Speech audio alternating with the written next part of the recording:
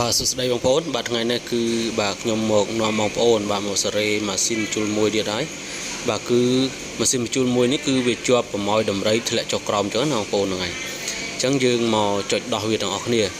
បាទហើយខ្ញុំនឹងបង្រៀនបងប្អូនពីរបៀបដោះបាទប្រម៉ោយដំរីដែលជាប់បែបនេះបាទគឺវាធ្លាក់ចុះក្រោមបងប្អូនហ្នឹងហើយប្រម៉ោយវាត្រូវនៅលើបងប្អូនប៉ុន្តែវាធ្លាក់ចុះក្រោមទៅលើមកដោះទាំងអស់គ្នាតែម្ដងបងប្អូនបាទឥឡូវនេះគឺយើងចូលក្នុងកម្មវិធីវាគឺយើងចុចអក្សរ M បងប្អូនបាទចុចអក្សរ M មកជាប់មកបាទវាលូតលេខយើងទៅឡើងលេខវាមកបងប្អូនបាទគឺចុចឡើងសញ្ញាបូកនឹងមកបាទចុចសញ្ញាបូកនឹងឡើងដល់លេខបាទ46ហ្នឹងហើយ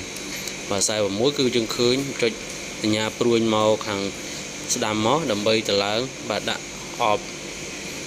ហ្នឹងហើយចុច save នៅសញ្ញាព្រួញនឹងតែម្ដងបើយើងចុច save វាមកគឺវាជាប់កាលណាជាប់យើងចុចអក្សរ M ផ្ដាច់វាមកបងប្អូនហើយបាទហើយបន្ទាប់មកគឺយើងសាកវាមើលបាទគឺវាលូតត្រូវហើយបងប្អូនហ្នឹងហើយបាទហើយអរគុណច្រើនបងប្អូនបើត្រូវការទិញម៉ាស៊ីននេះអាចទំនាក់ទំនងតាមរយៈលេខទូរស័ព្ទដែលនៅខាងក្រោមនេះបានបងប្អូនហ្នឹងហើយ